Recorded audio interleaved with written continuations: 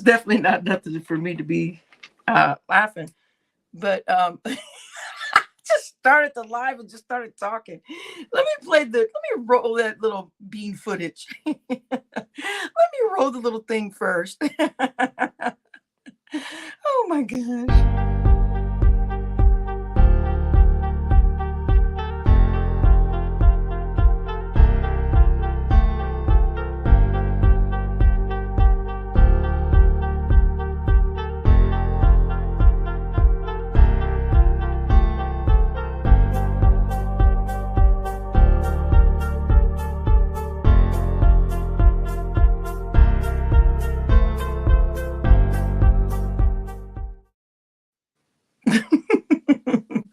You guys, come on in. I just started talking and I didn't even play the little thingy thing that I normally play. So hold on, guys. I'm getting stuff together. Oh, I just ran over here really quick. I know, isn't this crazy? It's the middle of the day, huh? Let me look at the comments. I can't even see who's in here yet. Let me get my stuff together, y'all. I don't know what I'm doing right now. It's the middle of the day, right? It's the middle of the day. Lions Den is here. Jay Hardway is here. Young Riaz is here. It's the middle of the day, y'all. I know, surprise. I'm here. Let me get all this stuff ready as you guys are piling in. Everybody hit the like button real quick. That way people know that we're live. I know I'm not normally live like this during the day. Oh, yes.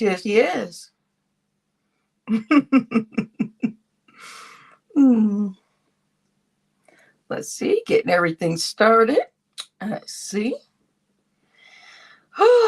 Hit the like button while we're waiting for the other youngins. Oh, God. Yeah, this is going to be a crazy show.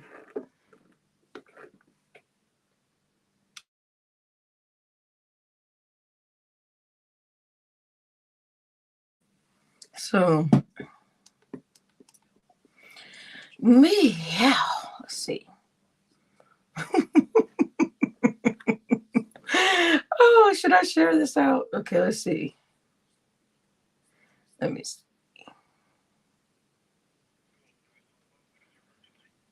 No, not that.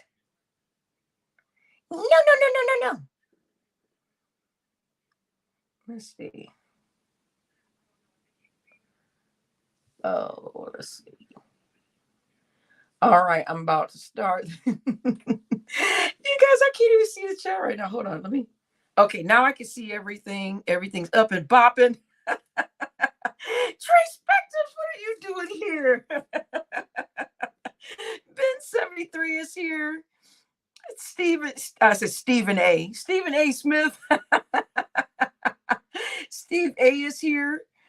Y'all, we're gonna get right into this. This is just, I was just laughing because it's the middle of the day for me going live. I know y'all typically don't see me throughout nighttime.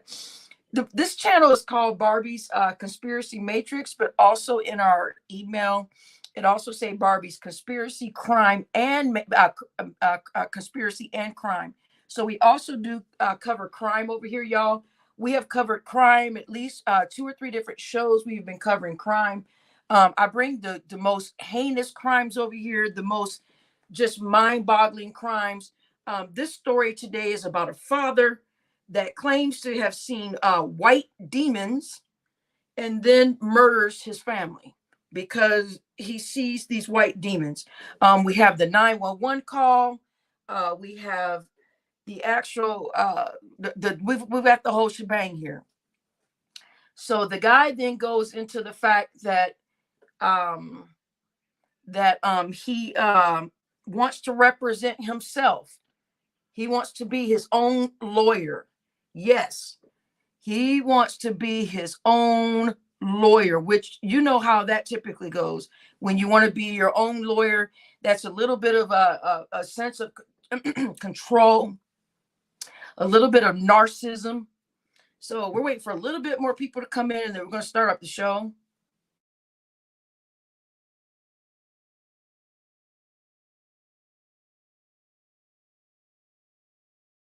So, yeah, he's crazy. Oh, you're going to see. He's more than crazy. This is just bananas.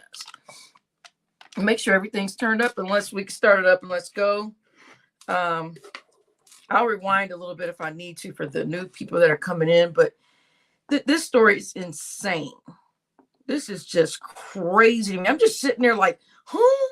I think I got like halfway through the video, and I just came over here to set things up with you guys. I didn't listen to the end. I have like 2 separate videos on this. But Juicy Fruit, what are you doing here during the day? I know, and I'm asking what you're doing here during the day. I'm normally not here during the day, but you guys, we do cover crime over here on this conspiracy channel. Today we're talking about a man. Well, today we're doing a crime, because this channel's this channel's called Barbie's Conspiracy Matrix, right? But if you guys see the link to the channel also says conspiracy and crime. This is our 3rd crime show that we've done over here. I only bring the top heinous, most insane crimes over here. Today we're going to be talking about a story about a young Black man living in Florida that says he sees white demons and decides to kill his whole family. So they've got him in the interrogation room right after. I mean, he's covered in blood and everything else. So let's get right into it.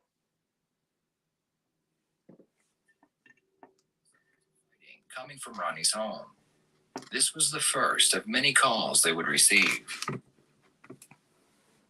Hello, 911. What is your emergency? Yes, my neighbor is beating up his girlfriend next door. What's going on there? I don't know. I heard the neighbor yelling, help me. Help me. What's going on here? Okay, so the lady's voice is kind of muffled. She is saying, I'm hearing yelling coming from the neighbors. The neighbor is saying, help me, help me, help me. So this is the neighbor calling in for the 911 call at this moment. Brooklyn Lady Ellie is here. I don't know. I think he was beating her next door. We just heard some noise. Okay. As the neighbor was just finishing her call with 911, another call came in. This time, it was from Ronnie's girlfriend, Kenyatta. Okay, so now Ronnie is the perpetrator, right? And the girlfriend is the victim. So remember, this guy, Sky Swipe, is here. This man says, this man says that he sees white demons and then kills the family. So here's the wife calling in after being well, I'll let you guys hear. Oh, and there will be, I will say beep. When I say beep, that means that there's a trigger warning coming up, and that means the audio is going to get super loud because the lady is actually screaming for her life, guys. So I will say beep. So that means turn down your headset, or turn down your iPad or listening device, and or if you just don't want to hear the sheer screams, you can turn that part down and then put the volume back up. But I will call out and say beep as before the thing escalates. So it is what it is here.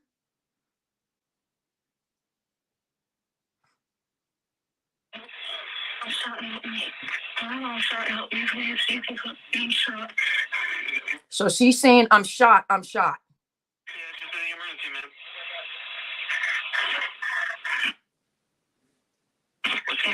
What's the address of your emergency? I'm shot. Help me, please.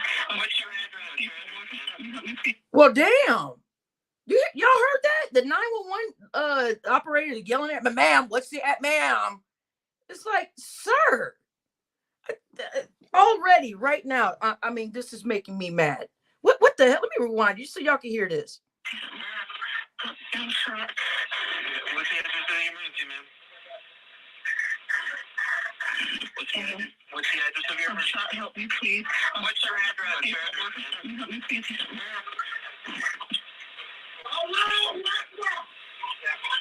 So someone in the background is yelling Allah Akbar.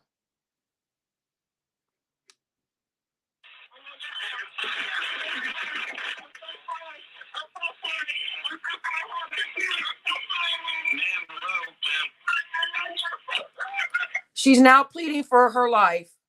She's saying, I'm so sorry. I love you, Ronnie. I am so sorry.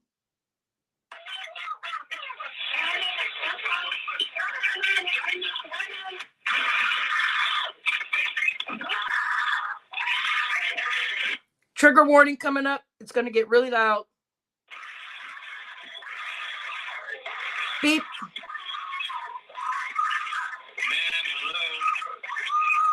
Hello.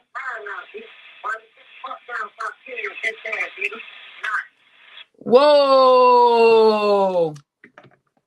So I guess one of the children is starting to come into the room as this is happening. So one of the children starts to come into the room because, of course, they hear their mom screaming and yelling, right?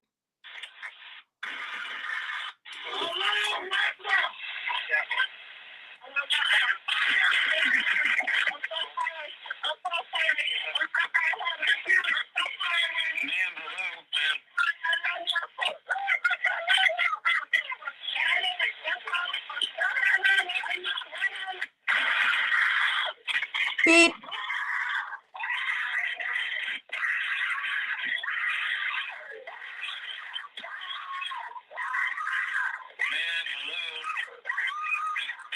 Hello. So that's him talking to his son like that. I guess the Kodak Black is here. No Limit CEO is here. That's how he is talking to his son as his son walks in on him at some point beating and hitting the wife, right? So if you read the title, that's where we're at. I noticed some of you guys are coming in, but read the title. This is where we're at right now. Wow. So he's telling his son to come out here and help me kill this bitch. Unbelievable. Unbelievable. After the call ended with Kenyatta, one more call would be made to 911 before the police arrived. This time, it was Ronnie himself. Oh, okay. What is your emergency? Harry, I just been attacked by some fucking white demons. What? Wait, what? Whoa. He said, help me. I just been attacked by some white demons. Huh? Huh? I mean, what? Help me. Look, he said, help me after he's killed his whole family. He just got done killing his whole family, but yet he calls in the 911 and says, help me. I just got attacked by some white demons. What? I'm rewinding. What is your emergency? Harry, I just been attacked by some fucking white demons. And she tried to fucking kill me. After the call ended, I'm rewinding it. one more call would be made to 911 before the police arrived. This time, it was Ronnie himself. What is your emergency? Harry, I just been attacked by some fucking white demons. And she tried to fucking kill me. What's the address of the... So earlier he just got done calling his son a BAN. He's on the 911 call. He's telling his son to get over here and help me kill your mother, and then calls his own son a BAN. I mean, what is going on? What is going on? And what happened? You got to imagine what was going on in that home before this day. I mean, and then, so he's yelling out, Allah Akbar in the background, right? So evidently there's a miscommunication about religion or some type of religion. He's screaming out to his religious God that he is performing something or doing something in that God's name, right? Because he would not be yelling out Allah Akbar.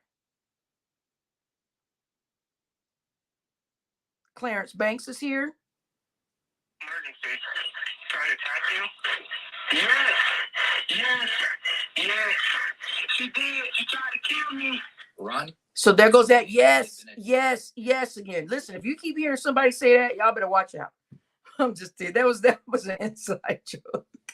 We're a professional channel over here, but we've got somebody in this sector that loves to say yes, yes. So this is part of it right here. So he said his wife tried to kill the kids and then tried to kill him. Okay, sir. Let's keep going. Attacked by white demons, and he accused Kenyatta. Yes, yes, yes. She did. She tried to kill me. Ronnie claimed that he had been attacked by white demons, and he accused Kenyatta of trying to take his life. After making Juicy fruit, okay. these claims, he gave the dispatcher his address, and it wouldn't take very long for the police to arrive. It took several officers and a taser before Ronnie was finally handcuffed and put into a squad car. From inside the car, he began yelling that Kenyatta was the devil and so were his kids. What? So he said his wife was the devil and so was his kids? What in the world? How? Wait a minute. Wait. So how is your wife and the kids the devil? Sir, I'm going to need you to explain that in full detail. Hit that like button, y'all. Police entered the home and found the bodies of Kenyatta's squad car. From inside the car, he began yelling that Kenyatta was the devil and so were his kids. The police entered the home and found the bodies of Kenyatta and her 2 children. Mother and daughter were pronounced dead at the scene. You said drop him down. Oh, you just wait, those limit CEO. Oh no, he's gonna drop himself back up. Y'all wait. Listen, this story has so many twists and turns. It's gonna blow your mind. That's why I said I'll only bring you guys like the super most intense, most insane cases that will just have you thinking all the way through, like, what in the hell is going on in this world, right? Right. Oh, ain't nothing I can do to drop him down. He's gonna bring himself back up, y'all. Because guess what? He's gonna become his own lawyer in this case. He's going to become his own lawyer in this case. Like a fool. But Ronnie's son would survive the attack and would eventually testify against his father. Ronnie would be brought. Okay, so the father stabs the mother, the daughter, and the son, but the son survives the stabbing. The son, so the mother is shot and stabbed, right? The children were just stabbed, but the son survives the stabbing. So the son is alive. And questioned by the police. The date is March 19, 2018. The time is approximately 04:03 hours.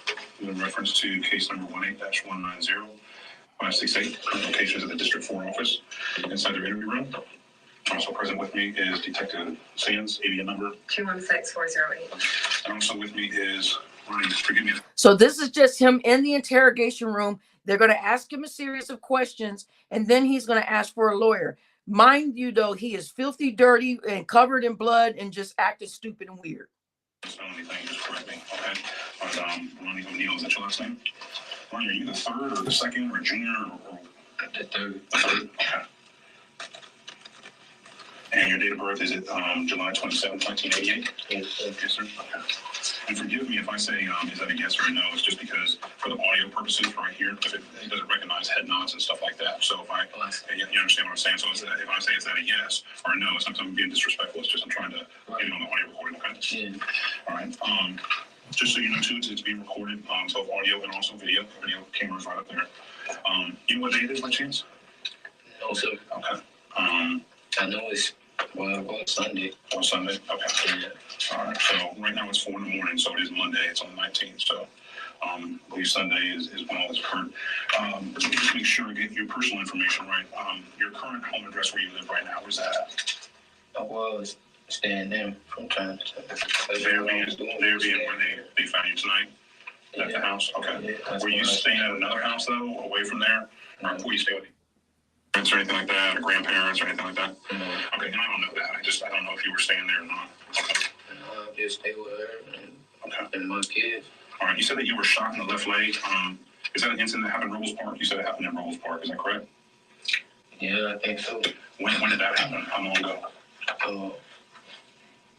I can't remember how many months, but like 4 or 5. I don't know. That's why I told him 4 or 5 months. I don't know. You got a hospital or anything for it or no? Yeah. What did they say happened? Did you break any bones or anything, or just through and through, or what? What happened? I got shot in the leg, and the bullet went through me. The bullet still sitting in me. Oh, it's still inside. It didn't go out. Yeah, it's still right there. You know who shot you or why it happened? No, sir. No. I don't. The detectives already have enough evidence to secure a conviction in this case. Now they want to see if Ronnie is of a sound mind and perhaps extract a confession from him. They begin with basic questions about Ronnie and his family. They want to see how he answers the questions that have nothing to do with the case. All right. You have any sisters or brothers?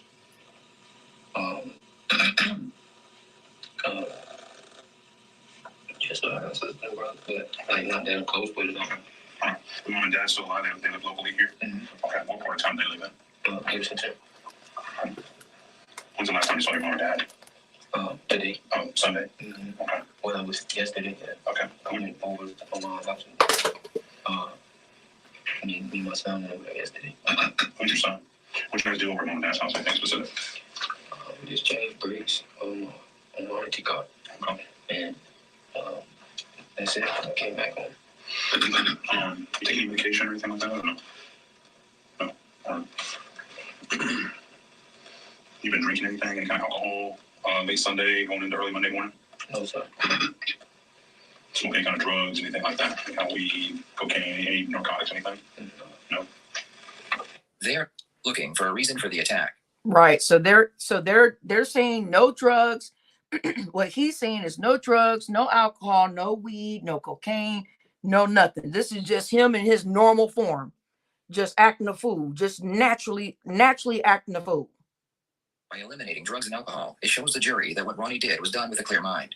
The more explanations they can remove during the interrogation, the harder it will be for a lawyer to defend Ronnie. All right, you know where you're at right now? You're at the District 4 office. This is the office in, College Avenue in, the Ruskin Wyoming area. That's just close to where the incident scene actually took place. So we want to talk to you. You know who the President of the United States is right now? Well, yeah, I'm joking. You know who the President was before him? President. Shit, I don't know. I think it was Barack Obama, right? That's correct. Shit. Did you vote for Trump? Did I vote for Trump? Yeah. No. Okay. I didn't vote for Obama either. Well, Sir. I introduced myself to you at the scene. He said, "Did you vote for Trump?" He said, "No." And then he said, "Well, I didn't vote for Obama either." Sir, then just say you didn't vote. I mean, did you vote for Trump? No. Basically, like, I voted for the other guy. Sir, you didn't vote at all. Just say I didn't vote. Crazy. And also Detective Sands, and I told you that we were going to bring you over here, and you said you understood, and that was fine. We want to ask you some questions, but before we ask you any questions, I want to read to you your Miranda warnings just so you know what your rights are before we talk to you, okay? You ever been read your Miranda warnings before? You ever been arrested before or anything like that? Yeah, I've been arrested, but I ain't never been. Never been read your rights before? Oh, that was good. You have the right to remain silent. Yep. Your Miranda warnings or your Miranda rights. Yeah. You've never been read those before? Okay. Well, I'm going to go ahead and read. It's the same thing. If you've been read your rights and Miranda rights, it's the same thing. So I just wanted you to make sure that you understand what they are before we ask you any questions. And then if you have any questions, we'll be more than happy to answer those for you as well, okay? All right.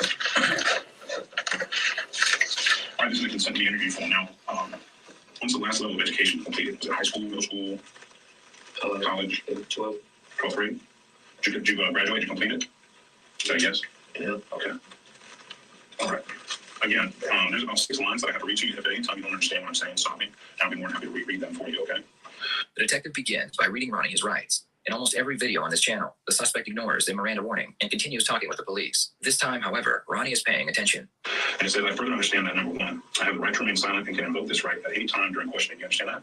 Okay. I wouldn't do that. Do what? I'm sorry? I don't want to say nothing else until I have a lawyer or something like that. Okay, that's fine. You're entitled to your right. So what we're going to do Okay, he now then asked for a lawyer. is I'm not going to ask you anything. You're entitled to your rights. If at any time you choose to talk to us, you're more than welcome to do that. So at this point, what I'm going to do is I'm going to take you back to the room that you were. But if there's anything that you need, just knock on the door and let us know. Okay? Do you have any other questions for us or anything else that you want to say? No? That's it. Okay. All right, Ronnie, I appreciate it.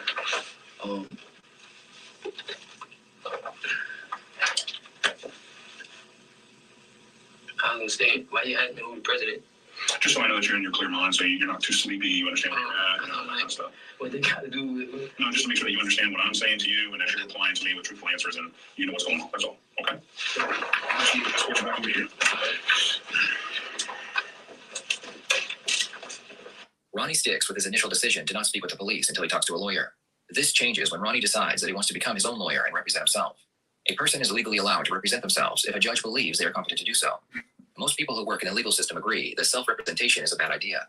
Ronnie's trial would begin on June 16, 2021. The evidence is gone. Okay, so now then we're going to get into the part where he defends himself in court, right? So this person that claimed to see white demons murders his whole family, stabs the children and everything, but the one son survives. The son survives. Viewer discretion is advised. This all happened. I'm acting professional. Viewer discretion is advised. Oh, Lord. Viewer discretion is advised. Ronnie Oneal III wanted his family to convert to his religion.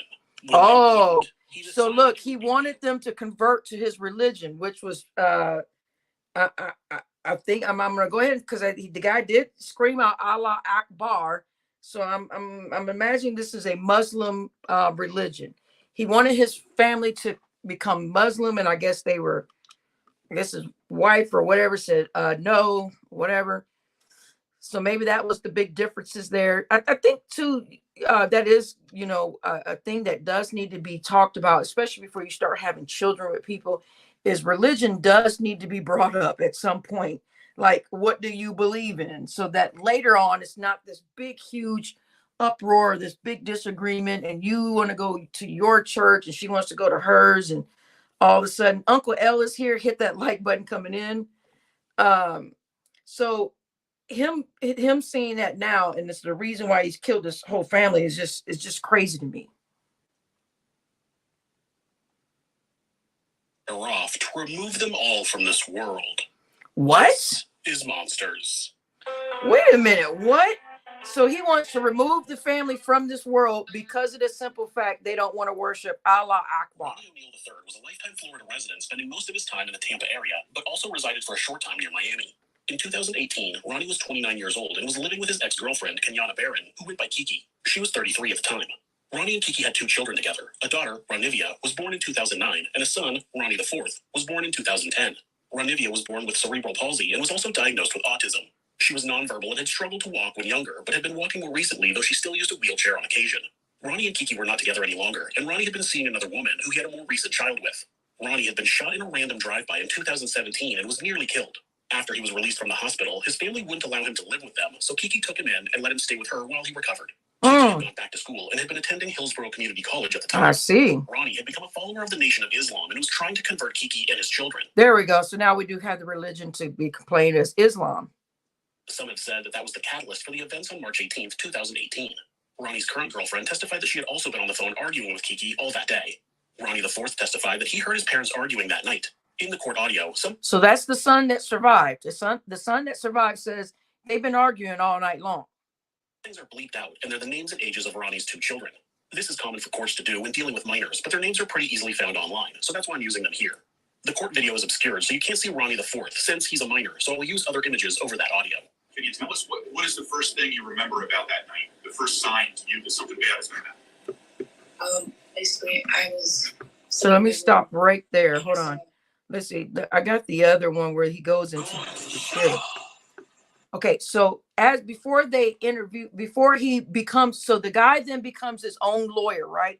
He wants to represent himself in case he wants to represent his case in court by himself. He doesn't want a lawyer. He wants to be his own lawyer. So yeah. So here he is with starting off with this case, and then we'll jump back to the child.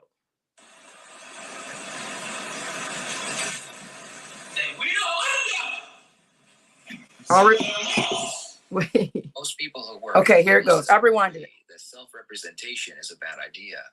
Ronnie's trial would begin on June 16, 2021. The evidence is going to show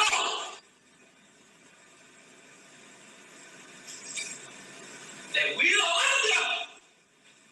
some of the most vicious. Hmm? Lying. What?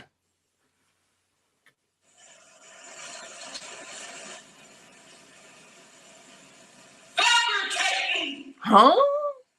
Fictitious. What? Government you ever see. Y'all hear this? He's taking 10,000 years to tell us that we are underneath the worst fabricating, vicious, this and that government in the world. Okay, sir, but what does this have to do with your tail killing your wife and your kids?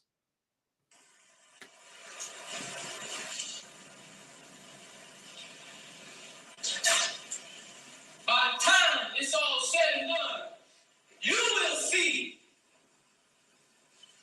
who is the mass murderers. What?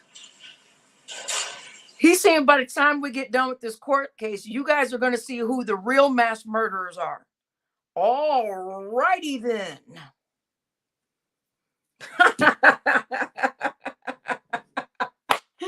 All righty then, sir. So by the time you get done yelling and screaming and acting a fool, we're supposed to focus on the government instead of you. Gotcha. In Tampa Bay, the state of Florida, you will know why what occurred on March 18, 2018 occurred.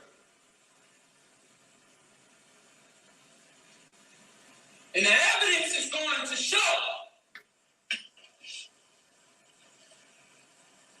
that law enforcement tampered with evidence to meet their such high burden of proof.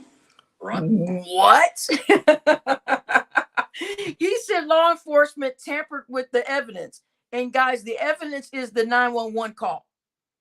Lord have mercy. I mean, sir, stop it. His approach to this case. Because originally, it wasn't enough. Huh? So we had to tamper with evidence. Oh, he said they didn't have enough evidence, so they had to start tampering with it.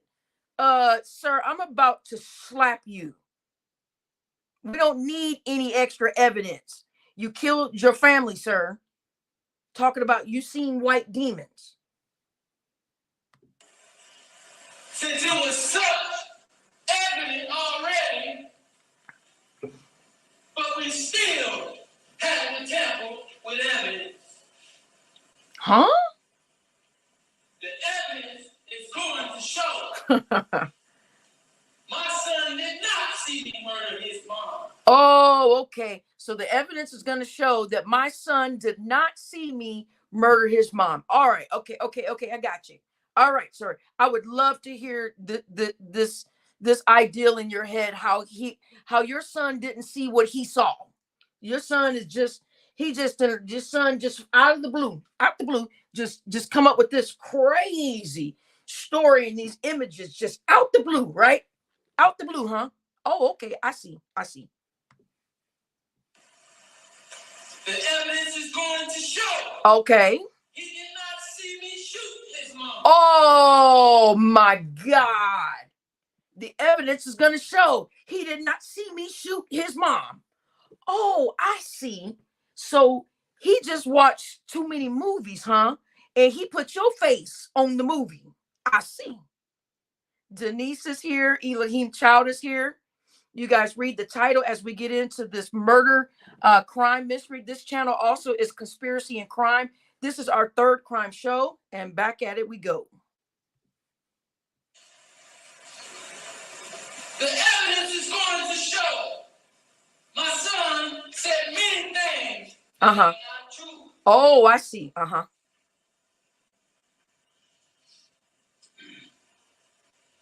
The evidence is going to show that I called 911. Oh, okay. So the evidence is going to show you that you called 911 the same time that your wife called 911. So that part, you saying your son is wrong on that part at the times 911 was called. Oh, okay. Okay. I see. I see. I see. All right. All right, sir. 911 call. Uh-huh. But all of a sudden, Uh-huh. it ends up after I called. Oh, so the cops, he's saying the cops are saying that his wife called first. Well, the evidence says his wife called first and then he called afterwards. But he's saying, no, we called at the exact same time. As if it really matters anyway. Boy, if you don't stop. Sir, we don't give a crap when you called or whatever. You are guilty. You killed the whole family, sir. Talking about some white demons made you do it. Stupid ass. Talking about some phone call when the calls came in. Boy. After King Alabama's call. Oh, okay, okay. Mm-hmm. But originally, I called 911 without even knowing she called 911. Now so remember, he said the evidence is where the police got wrong was that I called 911 the same time my wife called 911. But now that I look back at it, it basically, he said it actually did happen. Sir, I am so done with you. Right, exactly. The gun just jumped, right.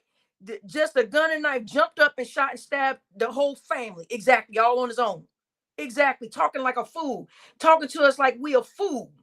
Carl Belton is here.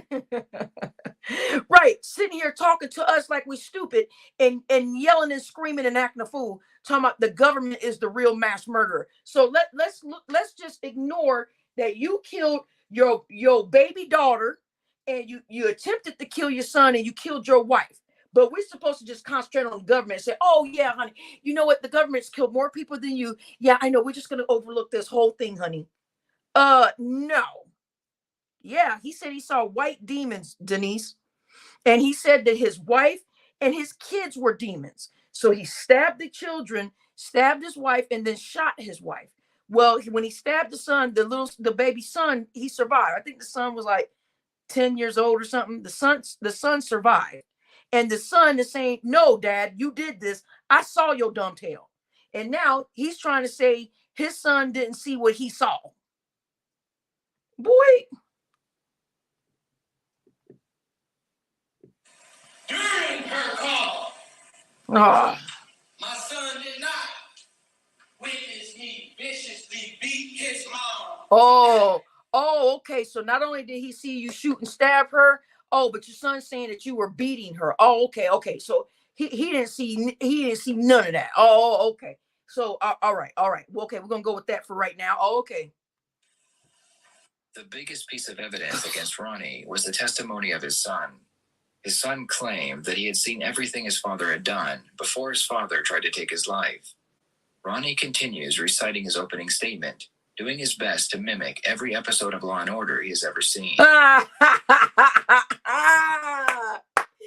The commentator's a jerk. He said he's doing his best to imitate every bit of Law and Order that he's ever seen. That guy's a jerk. Evidence will show that the state cannot prove that I premeditatedly killed anyone. Huh? Because I didn't have any time to reflect or plot and plan as if everything happened suddenly and spontaneously. What? I responded out of pure instinct and heat of passion.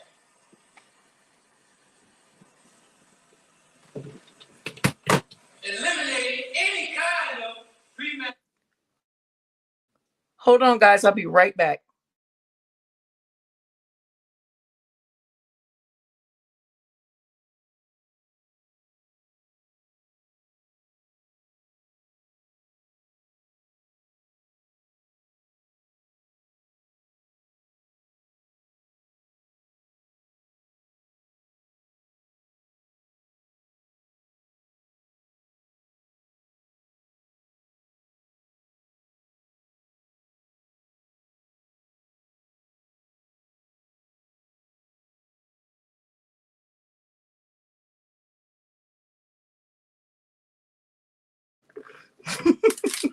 I'm back.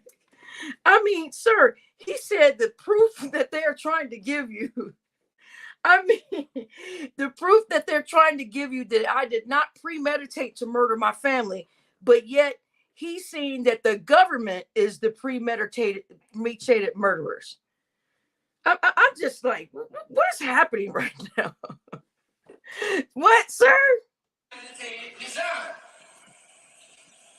And let me just eliminate any kind of premeditated design. And let me just say, the evidence will show that since the state plans to kill me, if they can say that I killed my family unjustly, they plan to premeditatedly kill me. Oh, listen to that. They're premeditating to kill me. Yeah, because you killed your whole family, sir. Yeah, exactly. Yeah, that's what they're doing. And what are you gonna do about it? And you said in my Damon Wayans voice, swine, my brother. You so silly, Uncle L. Swine, my brother. Swine, my brother. You're so silly. Look at you. D Wash is here. So y'all, we are gonna continue to go into this murder. So they cannot say or deny me the right to premeditatedly kill King Baron if she killed my children. Oh, y'all hear that now? He's saying that my wife premeditated to kill our children. That's why I killed her. Wait a minute. First, you said, hold on, I'm gonna rewind this whole premeditation piece, y'all. Boy, look, see what you are not going to do, sir. What you are not going to do, boy, if you don't stop, I'm rewinding this whole foolery about who's premeditating to do what. Ron? Killed, and let me just say, the evidence will show that since the state plans to kill me, if they can say that I killed my family unjustly, they plan to premeditatedly kill me. So they cannot say or deny me the right to premeditatedly kill King Baron if she killed my children. What? The son takes the stand and oh my God. Okay, now the son is getting ready to take the stand. His testimony of what happened. After Ronnie's son gave his testimony, Ronnie decided to put his son through a cross-examination. So wait a second. They let this man cross-examine the son? So the attacker gets to question the son. Well, D-Wash, I'd calm down, honey. D-Wash, I'd calm down, honey. No, he's a mass murderer, honey. Put the fist down, honey. No, honey. He killed his whole family, honey. So yeah, just undo the fist. Yeah. Undo the fist, honey. Yeah. He killed his 7-year-old daughter and tried to kill his 10-year-old child and then killed his wife, honey. So let's take down the fist. Yeah. Yeah, yeah.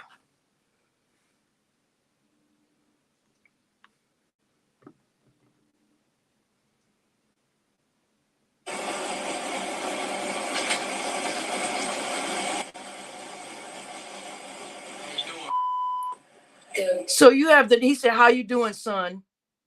So this monster gets to question his own son and then says, how are you doing? Okay. Let me just do the feed. It's good to see you, man. It's good to see you. You tried to kill him. You stabbed him. You murdered his mother right in front of him. You murdered his disabled sister right in front of him. What are you talking about? It's good to see you. Huh?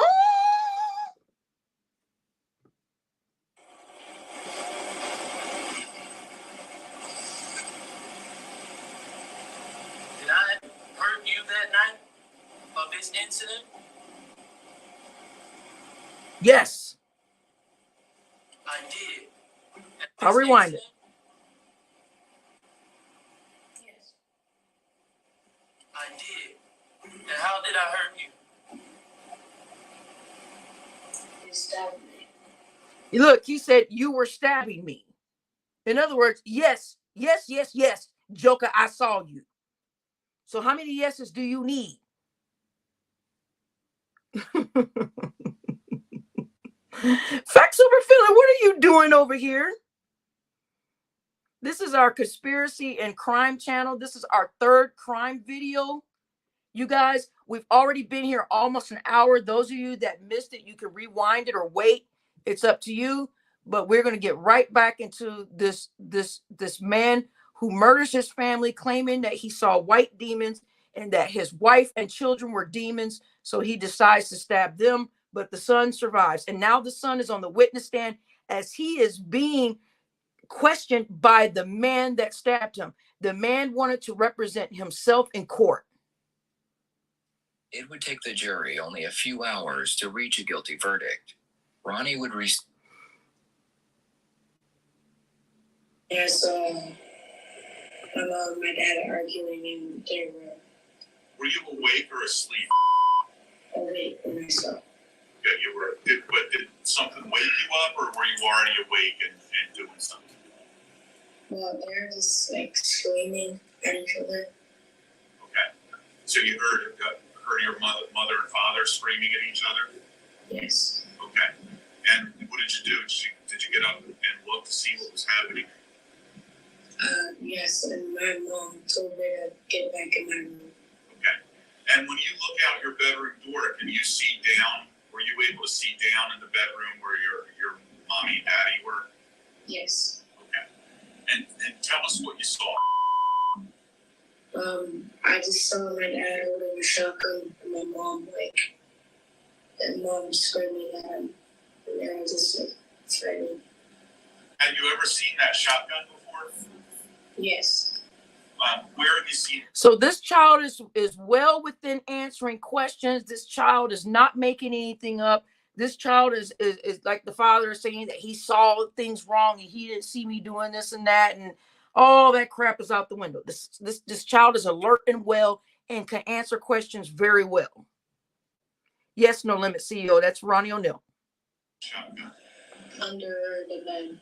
The boy testified that he saw his parents arguing and that he saw his dad chase his mom with a shotgun. You saw your mother and father arguing in the bedroom, and your father had a shotgun. What happened next? What did he do? My mom ran to my sister's room. My mom ran to my sister's room and terrified. Yes, Denise, that's him. That's him. Into the closet. And was your sister's room right next to yours? Yes. So your mother had to kind of run toward you? Yes. Did you see that happen? Sure, run, yes. Okay. And when your mother ran into your sister's room, what did your father do? Did he go after her? Yes. Did he have a shotgun with him? Yes. Ronnie IV had testified that his father and mother had been arguing over religion that night. It seemed that Ronnie wanted to force his family to begin following the Nation of Islam. And then my dad told me to walk around and say, like, some words. And do you remember what words your father told you to say? Allah Akbar. Allahu Akbar. Okay, so he wanted his child to chant with him and pray with him to this Allah Akbar thing, or whatever this religion is. Yes. And he told you to walk around and say that? Yes. And did you do that? Yes. And where were you doing this, walking around and saying Allah Akbar? Jesus. It was like you would walk like at the front door, you would walk in, and then it was there, so like the living room. Then Ronnie tries to get his son to help him kill Kiki. What? Yeah, that's where he, remember, I played that audio. That's where he called his son a BAN. He said, get over here and help me kill her, you BAN. So he called his own son a BAN. As he's beating the crap out of the child's mother, he then yells at this boy on audio. We heard it. So those of y'all that is walking in, when you rewind and listen back later, he's yelling at the son, get over here. and help me kill her, you BAN, or go sit your BAN self down, or whatever. He's yelling all these obscenities to him.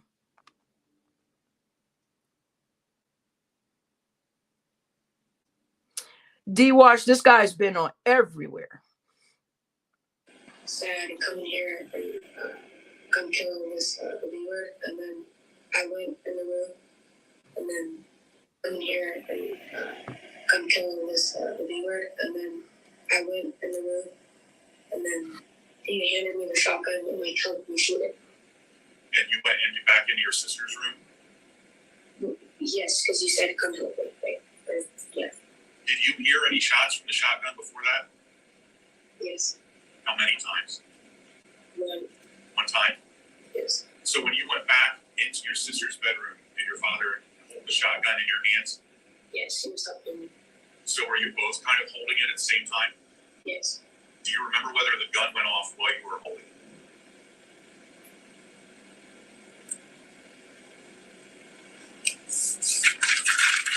Do you remember? No, I do not. Do you ever remember that any more gunshots from the shotgun other than the one that you just testified? There was one shot, all you remember? Yes. Just the one shot? Yeah. Ronnie the Fourth testified that his father took him into his sister's room and helped him hold the shotgun pointed at his mother. What? He said that he couldn't remember. Are you kidding me? What? So he made this boy hold the shotgun as he pointed it at his mother? Oh, Lord. See, I told y'all I watched half of this and just came over here. This is the part I did not watch. Excuse me? Let's rewind. The shotgun went off. Ronnie the Fourth testified that his father took him into his sister's room and helped him hold the shotgun pointed at his mother. He said that he couldn't remember if the shotgun went off at that time or not. I couldn't find any information that said whether or not she was shot at that time, and I don't believe there's any way to tell, but I seriously hope she wasn't.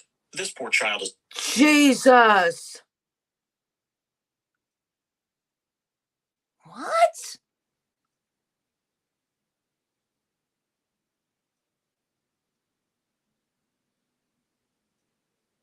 So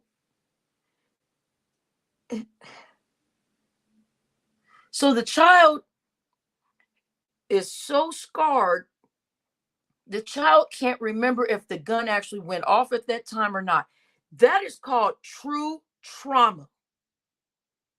That is trauma like you have never heard of before. So a lot of times when we think we've gone through trauma, we ain't gone through nothing. Imagine being 10 years old, having your father making you hold a shotgun, pointing it to your mother, calling her every name in the book, and you don't remember if that gun went off or not. How traumatic. Imagine the madness in that home at the time. Imagine all the sheer madness that was going on at that moment. For this child to be able to take a long pause like that and say, I don't remember if the gun went off or not. And to this day, no one else will ever know. No one will know. Unless all of a sudden this child has a dream or something one night and it reminds him of this moment, then he will only know. But the father knows too with his disgusting butt. How dare you do that?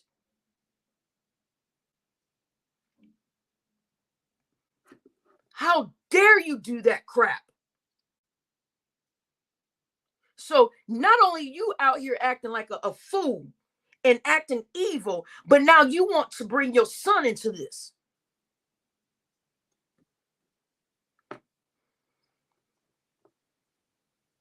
Was already traumatized enough. He doesn't need to have the memory of shooting his own mother. He did say that he heard the shotgun go off once before them. It seems as though Kiki was shot twice with the shotgun, once in the shoulder and once in the arm. Ronnie the Fourth continues telling the story. Was there a time when your mother was able to get out of the closet? Yes. I was standing right by our house phone, and I just saw her, she was, stumbling outside, and then I just saw my dad chase her.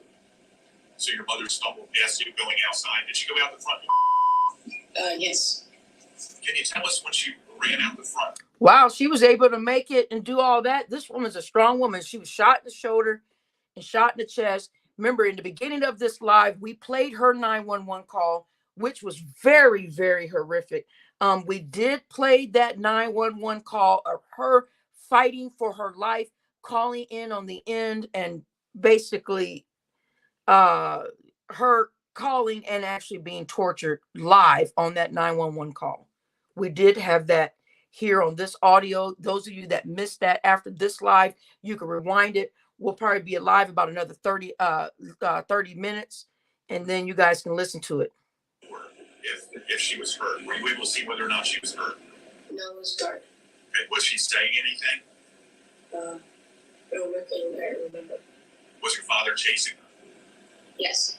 Did he still have the shotgun with him when he chased her out of the house? Yes. Was your father saying anything?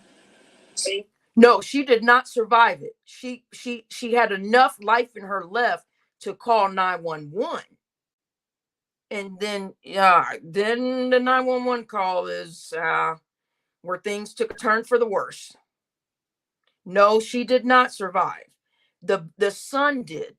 Now remember, he stabbed the mother, stabbed the son, and stabbed the daughter, and then went in and shot the wife, right? But now we're hearing that he used the baby. He put the baby, the gun in the baby's hand, and got in behind him to help him pull the trigger. And the son does not remember because he's so traumatized. But the mother did not make it. She had enough in her to make it to that 911 call, and then shortly after that, she passed. I will play the 911 call again in the end before we leave, so y'all can hear it. Nothing I remember. Okay. So when your mother and father both leave the house, what did you do then? I was still standing by the house. When Ronnie followed Kiki outside, it's unclear what exactly happened and in what order. It seemed as though Ronnie shot Kiki inside the house at least once, if not twice. Once Kiki ran outside, Ronnie followed her and he might have shot her a second time in the front yard, but he did definitely beat her with the shotgun. Ronnie the Fourth saw his father come. So he beat her with the shotgun too, and I think that's the part where we heard. I think that's the part on the 911 call that we listened to. When did this happen? Oh, maybe a couple of years back. It wasn't long ago. It wasn't that long ago. Maybe about 4 years ago. Back inside the house after a minute. He testified that his father went to the garage and retrieved a hatchet. After that, What? Retrieved a hatchet? Wait a minute. You got all these tools? What is going on? Wait a minute. You got knives, you got guns, you got hatchets. What? What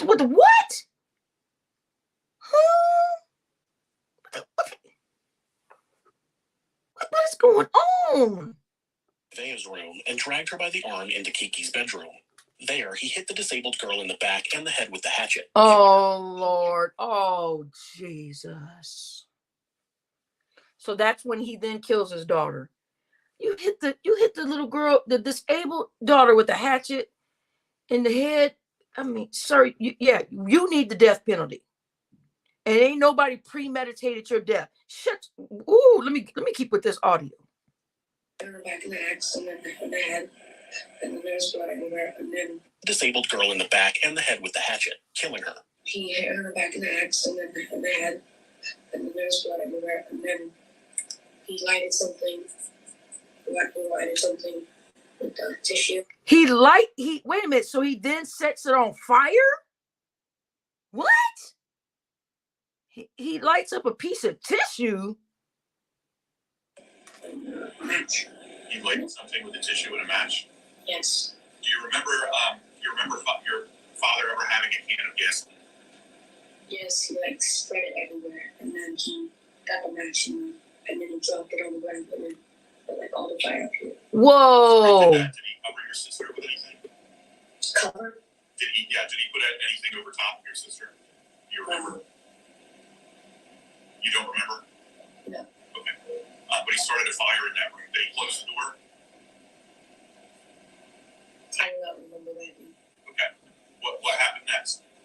And then he went in the garage, I followed him.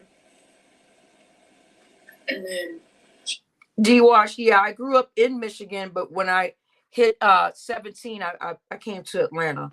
I've been in Atlanta this whole time though. So I grew up in Michigan as a child, but I've been here in Atlanta for a long time. He put me on the ground.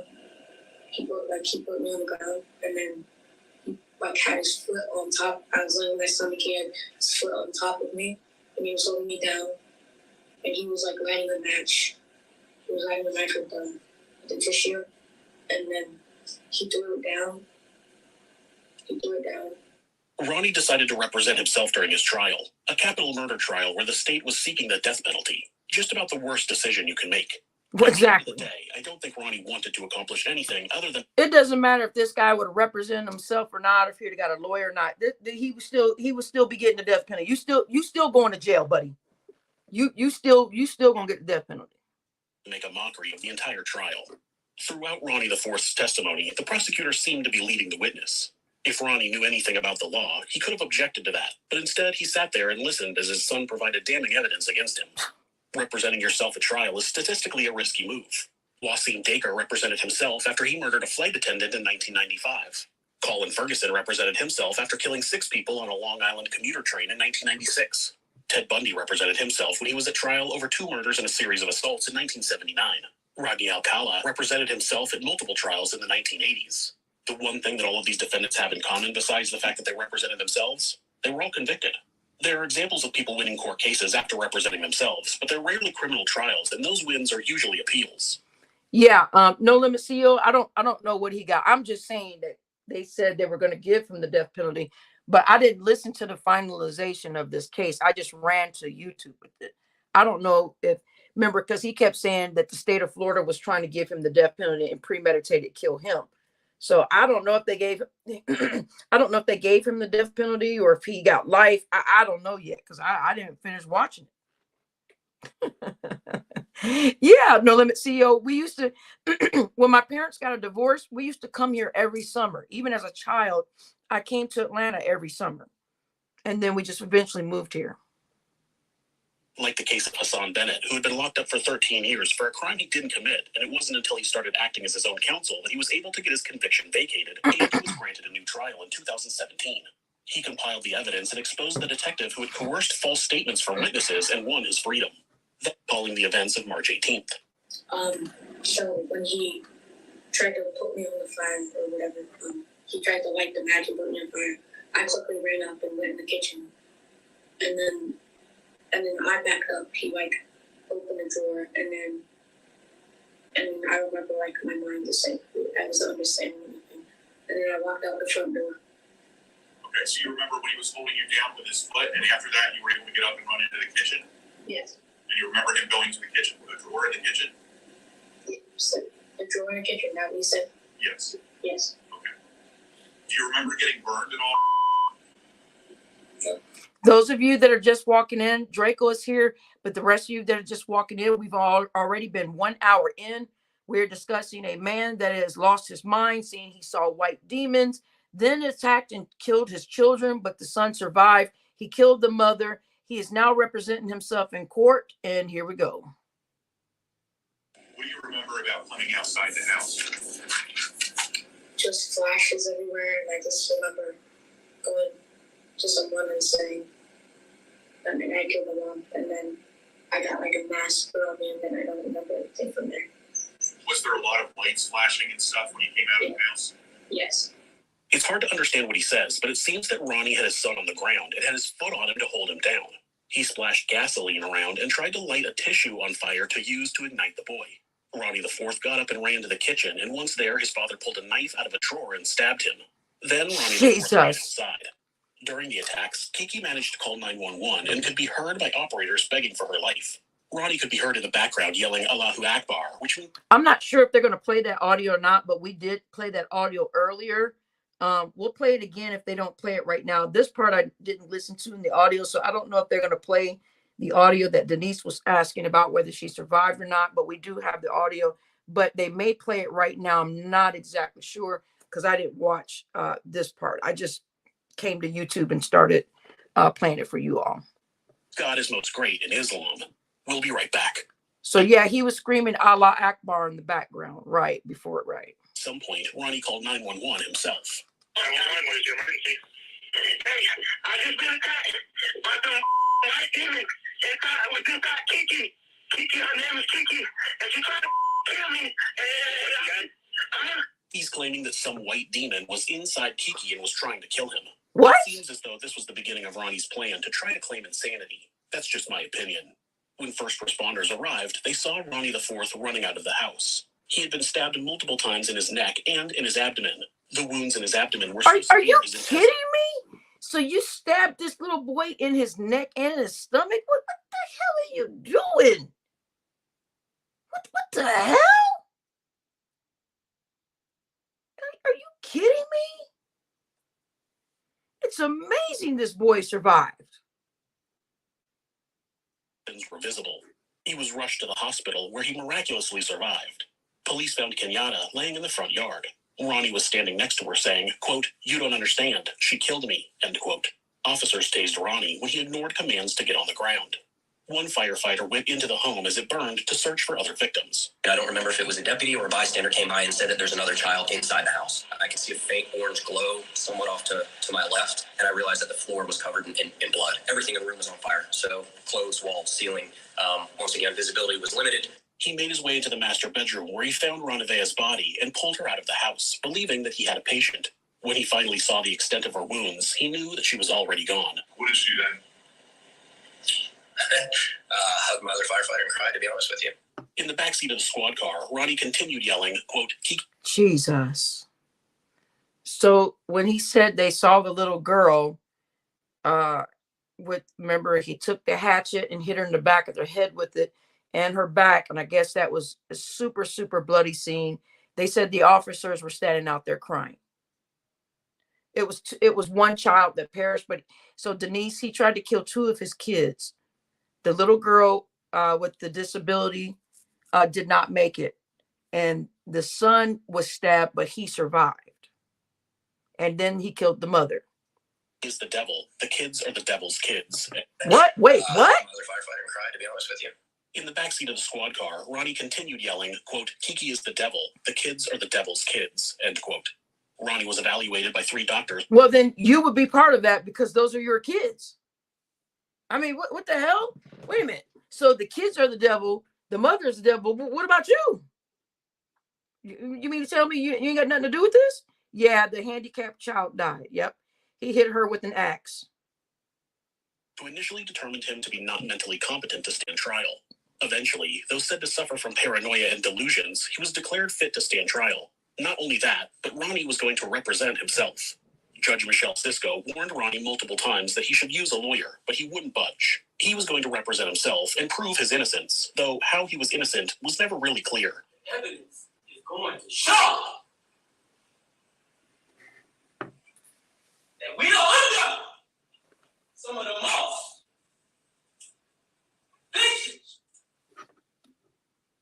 Now, this is his opening testimony in court. Okay.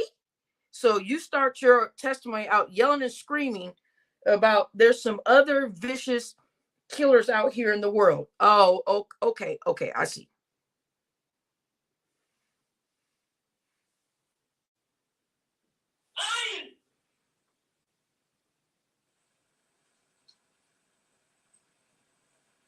Fabricating. What? Government you ever seen. What? This is the most lying, fictitious government you'll ever see. Okay, sir, but we're talking about you today. We're talking about you right now, what you did.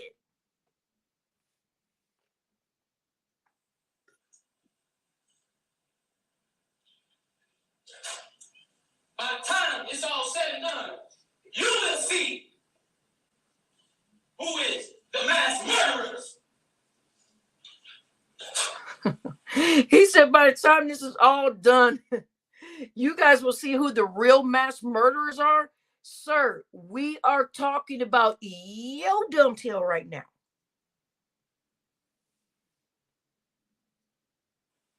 In Tampa Bay, the state of Florida,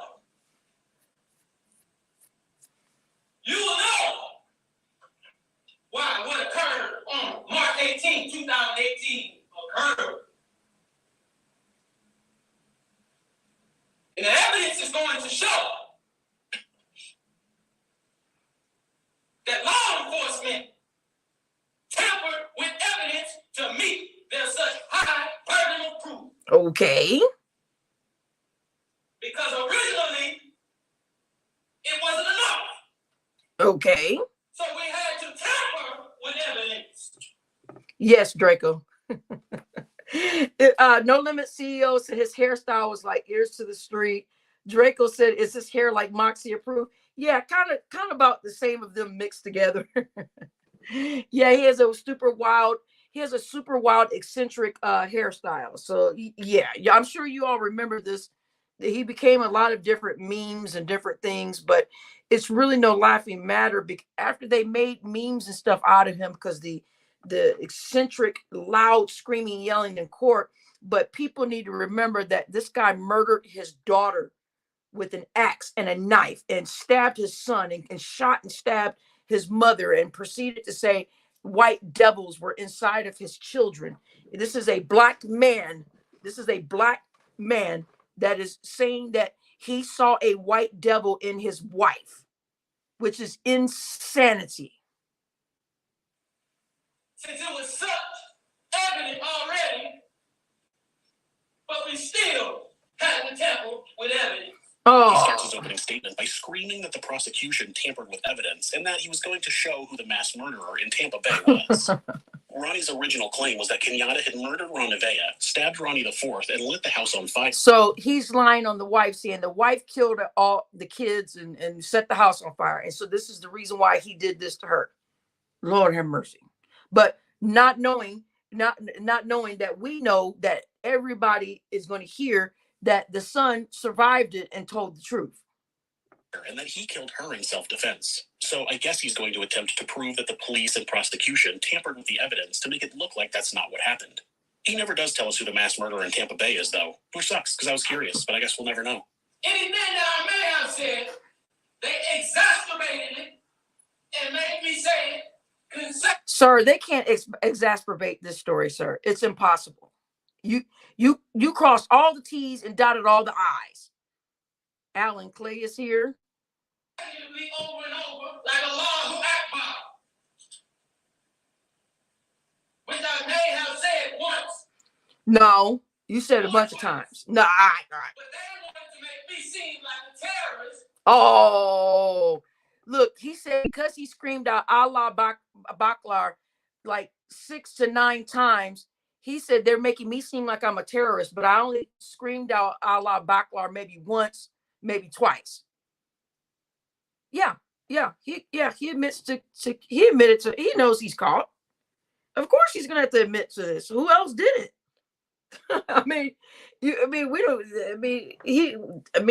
It is what it is. He can't, who's else he's gonna say did it? He already tried to lie and said that the wife did it, but we already know she didn't. We know this guy did it. He doesn't even have to tell us that he did it. The evidence is there. And so you hear it 8 or 9 times, and you hear me calling Kenyatta Barron a bitch and a whore. Right, and you called your son a BAN, and you told your son to come help you kill her. We got that on evidence. We got that on audio, and we're gonna play that in a minute.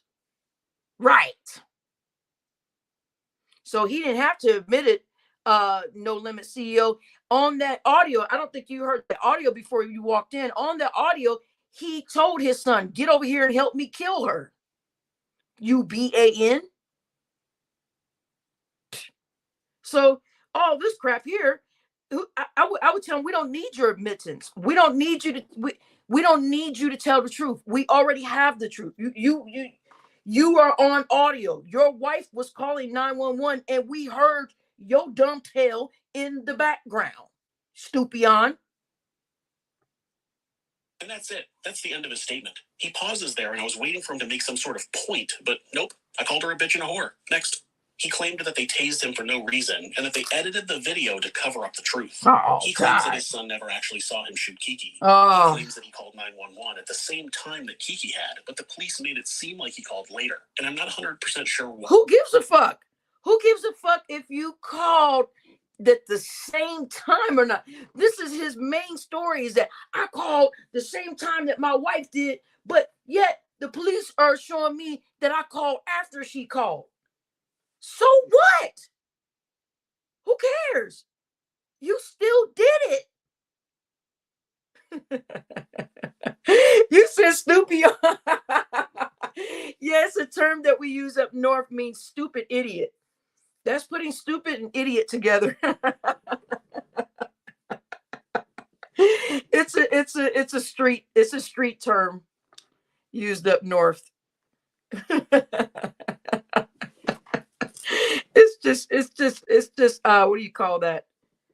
What do you call that? It's just slang. It's slang for street stuff. So sometimes my slang will come out, even though I've been out of the hood for a long time, but sometimes it's the it could be stupid peon too. It could be. Yeah, it could mean stupid peon. It could be, but when you living in the hood, boy. We used to see that. Y'all can hear I'm starting to get mad, so like the real me is coming out a little bit. But shoot. Why that matters. But nothing tops this. I'm asserting justifiable homicide. Excuse me? I acted in self-defense. What? To protect myself and my children. Oh. From Kenyatta Berry. Yeah, right.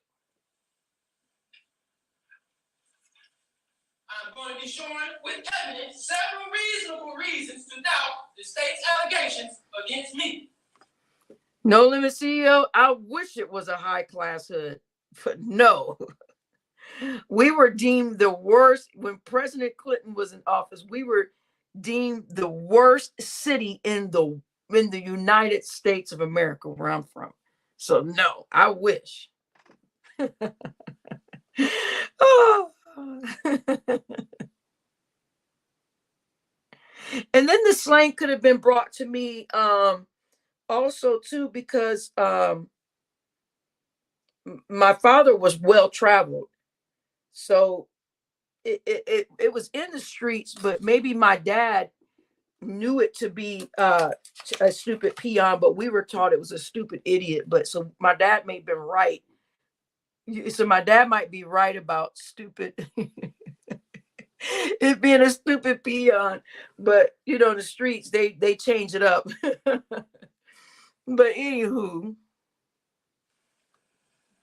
the evidence will show that the state cannot prove that I premeditatedly killed anyone because I didn't have any time to reflect or plot and plan as if everything happened suddenly and spontaneously. right. I responded out of pure instinct. Oh.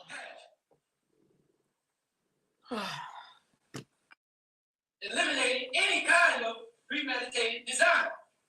Huh? And let me just say, the evidence will show that since the state plans to kill me, if they can say that I killed my family unjustly, they plan to premeditatedly kill me.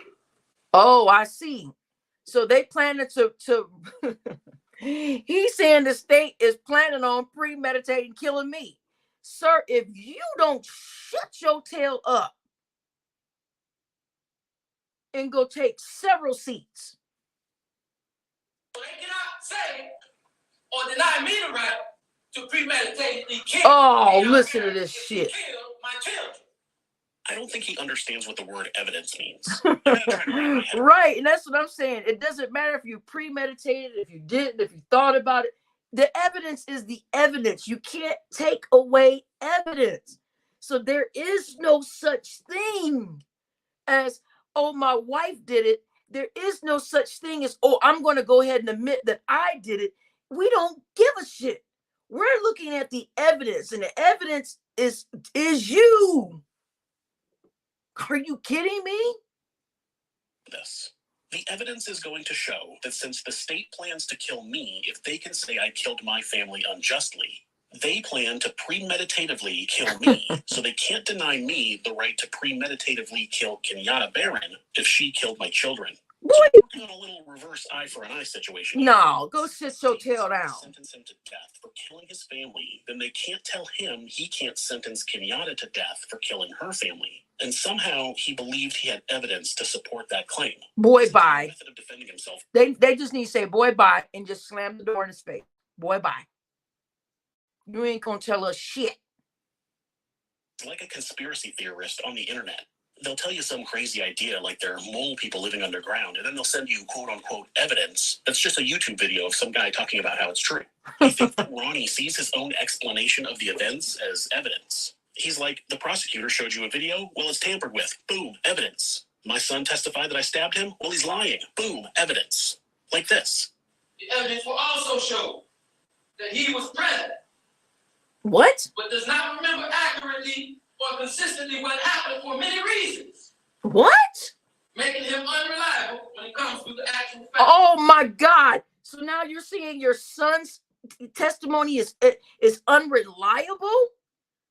Oh my God. Oh, so it was all good just a week ago, right?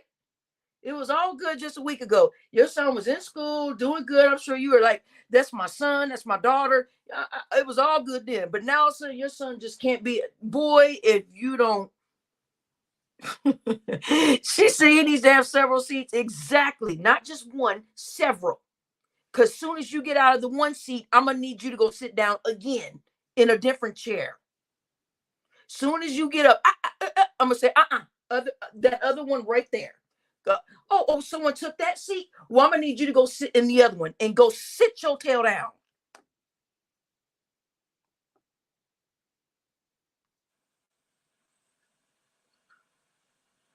He also has been diagnosed with PTSD, as he should be, because this is a very traumatic thing that he went through.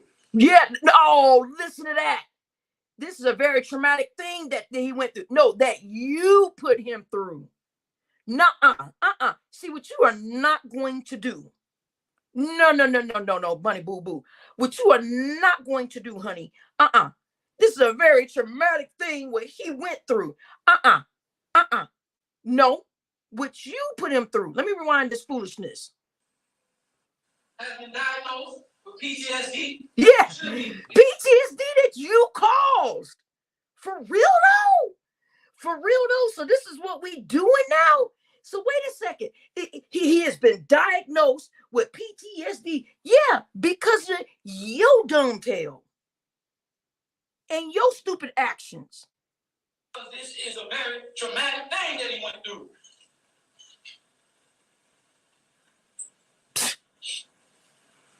It is a very traumatic thing that he went through. Has been diagnosed with PTSD, as he should be, because this is a very... No shit, Sherlock. No Limit CEO, how am I doing too short? What did I say that's too short? What are you talking about? How am I doing too short songs? How am I quoting too short? What happened? I don't even know. Traumatic thing that he went through.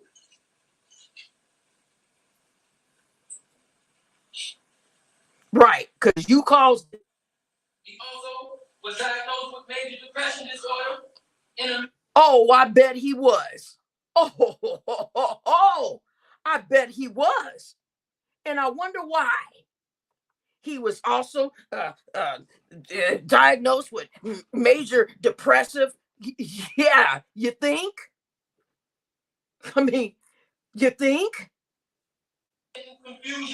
Confusion? Oh.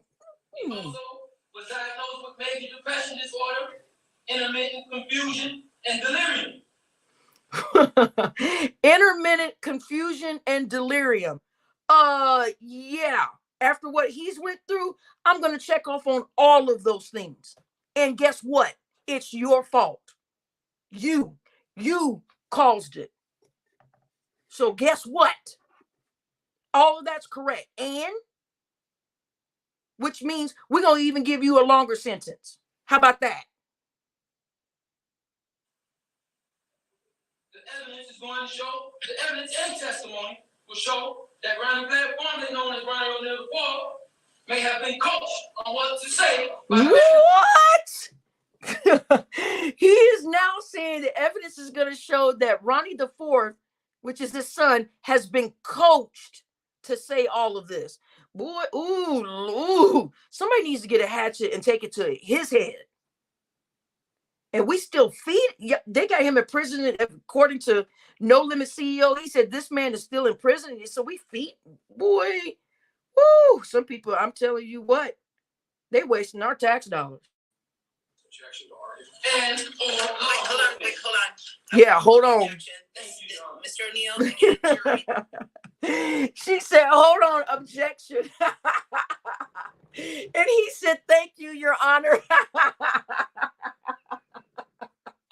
No, she's saying objection to your stupid tail.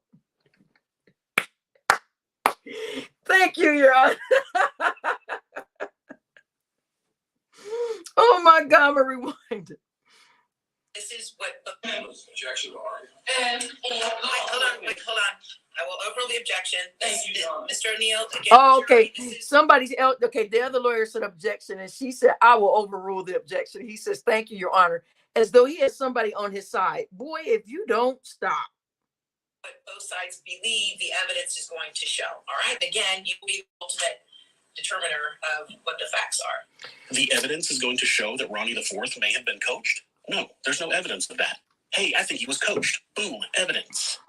The trial takes place about 3 years after the attack, and Ronnie the Fourth is all healed up. He has also been adopted by one of the detectives who worked on the case, which That's is why nice. Ronnie calls him Ronnie Blair, formerly Ronnie Oneal IV. After young Ronnie got out of the hospital, he was living with relatives, but it didn't work out. The social worker talked to Detective Blair, asking if he knew anyone who could take Ronnie in. Detective Blair's entire family agreed that they should adopt Ronnie and become his new family. So Ronnie got a new mother and father and 5 new siblings. Not to... Damn. So the cop that did the case, the detective that did the case, adopted him. So wow, that's nice though. They adopted him. They said he went to go live with family afterwards, and things didn't work out. Maybe something was triggering the son, or people were defending the father, and maybe that was triggering. So then he didn't want to be there and got adopted back out, and so he's living with a whole new family now with the under a different last name. His old family, but to have his support in this new phase of his life. Detective Blair actually didn't have much involvement in the case, but he just happened to go by the hospital to check on the victim one night, and a connection was made. They talked about football, and since Detective Blair had a connection with the Tampa Bay Buccaneers, he would bring Ronnie items from the team. It was on one occasion. Okay, cool. He said that the guy that adopted, the father that adopted him, has a connection with the Tampa Bay Buccaneers. So that might be a promising football career for this young man. That's cool. And let him meet the team and everything. That's nice. You said, oh wow, he was adopted into a white family, Denise. These white people adopted him. The detective or whatever that came to visit him in the hospital, he adopted him, but the detective has a connection with the Tampa Bay Buccaneers, and this young boy likes to play football, so he might be able to get him into playing some football. That sounds awesome. While Detective Blair was about to leave the hospital, Ronnie asked if he would stay and watch a movie with him. Even though he had to go back to work, he called his wife and asked her if they could change their date night plans and watch a movie with Ronnie instead. Detective Blair's wife, Danielle, knew that night that she wanted to take Ronnie home with them, but the process wasn't that simple. Ronnie had already been placed with family members, but when issues arose with the living arrangements, the Blairs knew what they had to do. With all 5 of their children on board, they adopted Ronnie and made him a Blair. Damn! They taught Ronnie that in times of stress, just to say to himself, I am safe, I am loved, I am part of this family. We'll be right back. That stress was probably pretty high when he was cross-examined by the defendant, who just so happened to be the man who stabbed him and tried to set him on fire. Unbelievable. Yes. You guys go to basketball and football games? Oh, listen to that. So the father is now saying, did this person take you to the basketball and football games? Together. I'm sorry, say that again. Did you guys go to a Bucks game together? Yes. Yeah, something you probably didn't want to take him Did you to. guys talk about anything that happened that night? No. No. time did he talk to you about those names and tell you what to say here today? No. What about your new dad, Richard? No. Ronnie Oneal III's lack of law skills really come out during his cross-examination of Ronnie IV. The lack of law skills? You mean the lack of any skill? He tries to ask him if he remembers the two of them hanging out in the neighborhood, and he's instructed that he can't ask questions about just anything. He can only ask Ronnie IV questions that relate to questions the prosecutor asked during his direct examination. So then there's a long pause while Ronnie tries to regroup, and then he asks his son about the Bucks games. He then spends a good 20 minutes asking Ronnie questions and then reading him answers he gave other times that don't match. He asked him, "Did you see me beat your mom?" To which the boy answers no. Then he read from a transcript where the person who was assigned to be his legal aid, Jennifer Miller, interviewed Ronnie IV. She asked who got shot, and Ronnie IV answered his mom. Then she asked if he heard or saw, and he said both. He does this with every detail of the crime, not realizing how bad it makes him look to the jury. He's splitting hairs with a child who was 7 years old at the time of the attack, who was bombarded with questions from strangers while he was in the hospital on drugs with tubes in it. How evil. How evil to do that. To try to turn this around on this little boy. Ooh. The night of this incident? Yes. I did. And how did I hurt you? You know what you did. You stabbed me. Do you remember telling Detective Dirks? After he asked, did your dad hurt you the night that he hurt your sister? And you said, no, he didn't hurt me. Do you remember that? No. Ronnie's reading from a transcript where his son told Detective Dirks that his dad never hurt him. But then, wouldn't the detective ask him who did? The boy is in the hospital covered in stab wounds. The detective didn't ask him who stabbed him? And why is that left out? If Ronnie IV said someone else stabbed him, wouldn't Ronnie be dying to read that part of the interview? My son wasn't able to answer questions immediately after being stabbed while he was in the hospital. Boom, evidence. This is all the redirect that the prosecution needed. That night, when this happened, did you set the house on fire? No. My house on fire? No. She set the house on fire? No. Did you ever see your mom hit your sister that night with an axe or, No. or a hatchet? No? No. Did you hit your sister that night with a hatchet? Would you have done something like that? Yeah.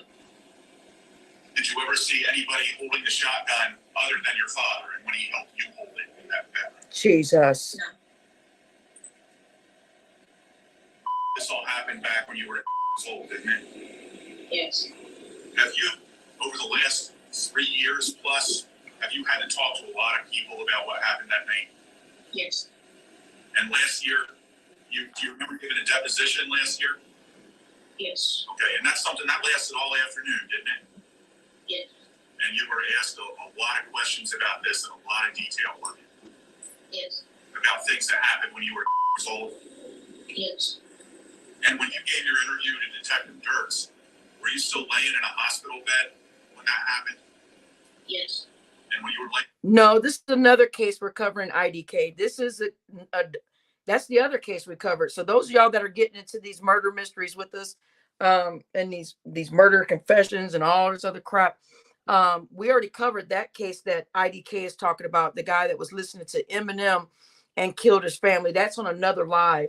Now, no, this one we're dealing with is this guy that killed his family. Talking about he saw white demons in the family, that his family had white demons on them.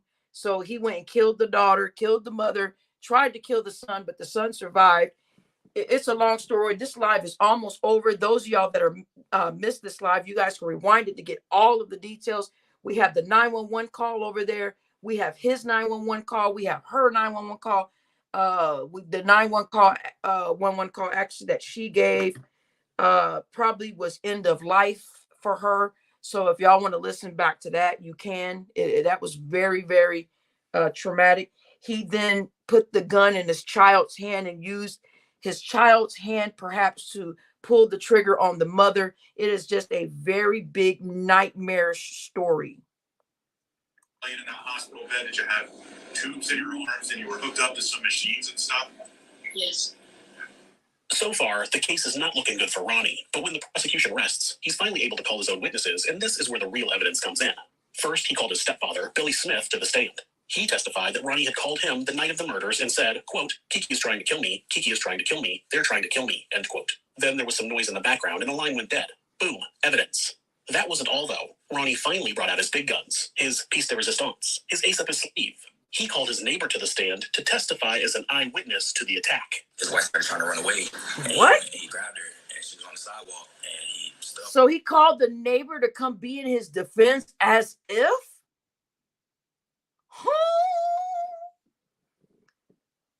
What? Excuse me?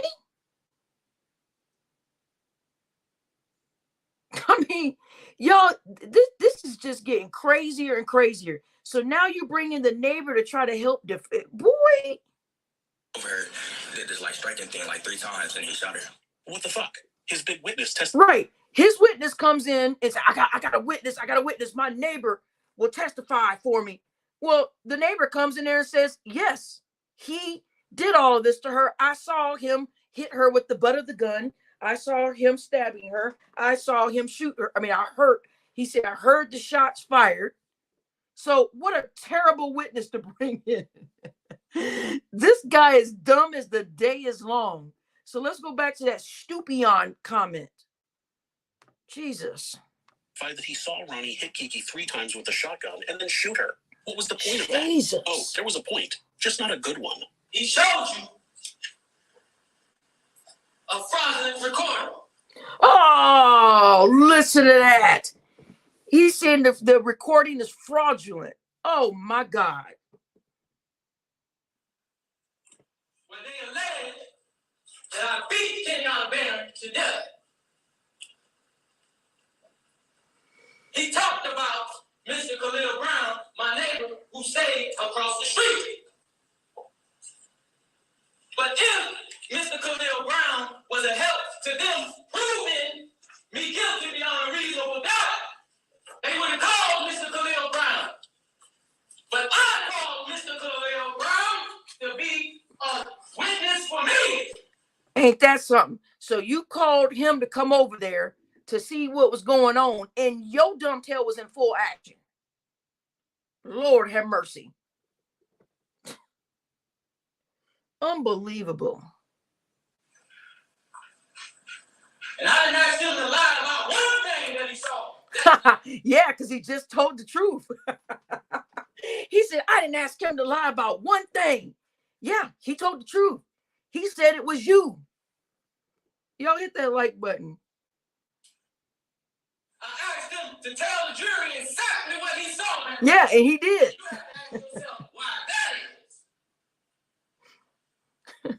Because he's playing a fraudulent sound recording. Oh, listen to that. So now, okay, let me keep it going. He beat Kenyon Barron 15 damn times when that did not happen. And like I told you earlier, you will know the truth, whether in this trial or the next one. Right. Better believe it. If you think I'm here to play around with y'all, goddamn I'm not. All right, Mr. Oneal, please stop you. So that's the part where they made the meme out of him. If you think I'm here to play around, I mean, sir, I'm going to need you, sir, stop it. And then she said, I'm going to rewind it because that'll trigger everybody's memory. So yes, that is the meme that they made out of his dumb tail. If you think I'm here to play around with y'all, goddamn I'm not. All right, Mr. Oneal, please stop using swearing language. It's not appropriate in a closing argument. She said you in here acting a fool. She said, yes, it is. Yes, IDK. Yes, it's him. They said in the chat earlier, so they said it's a mixture of Moxie approved and ears to the street. Yes, it's him with the weird hairstyle. Yep. If you think I'm here to play around, boy, if you don't stop. And she said you cannot be swearing in the end statement, sir. It's already said in court. There will be no cussing allowed in the end statement. So you just all the way off. You just out of control. Giant gotcha. God damn now. All right, Miss.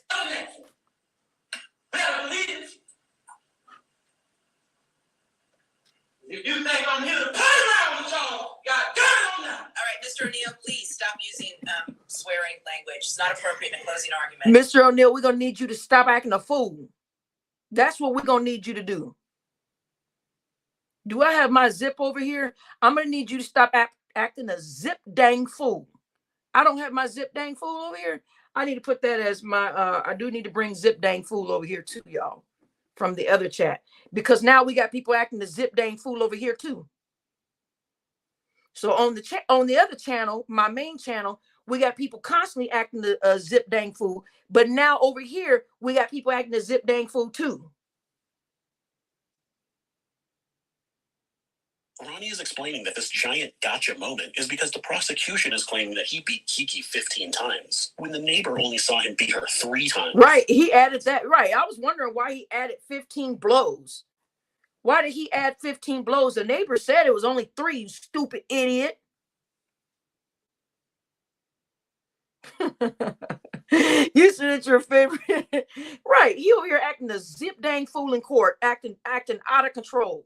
So yes, I'm gonna need to get my zip dang fool button over here for Nightbot, just so we can add it whenever we see some foolery, acting crazy and out of control, yelling and screaming, acting a fool as if. His big piece of evidence. Clearly, the neighbor didn't see the entire attack because the shotgun was destroyed when the police. Jesus. If the neighbor. So basically, the neighbor only saw 3 hits. They said that shotgun was destroyed. They just showed a picture of the shotgun. It's destroyed. So his statement is true 15 times. So he just told on himself again with his dumb tail. Stupid. Saw Ronnie shoot moment is because the prosecution is claiming that he beat Kiki 15 times, when the neighbor only saw him beat her 3 times. That's his big piece of evidence. Clearly, the neighbor didn't see the entire attack because the shotgun was destroyed when the police arrived on the scene. If the neighbor saw Ronnie shoot Kiki, then he clearly beat her with it more after that because the shotgun was in no fireable condition when police arrived. There's no... Jesus. So he beat this woman so bad with that gun to where they couldn't even fire it. Jesus. Logical explanation as to why the shotgun would be in that condition if he hit her 3 times and then shot her. What, then it just spontaneously exploded? Not surprisingly, Ronnie Oneal III was found guilty of 2 counts of first-degree murder, 1 count of attempted murder, and 1 count of arson. For the penalty phase of the trial, Ronnie decided to cut his losses and let an actual attorney argue against the death penalty. During that phase, the defense had forensic psychologist Scott Mackless, who you might remember from the John Johnchuk case, testify that Ronnie wasn't fully responsible for his actions because he had been molested when he was 5 years old. What? Wait, what? So you're not responsible for your actions because you were molested when you were 5 years old?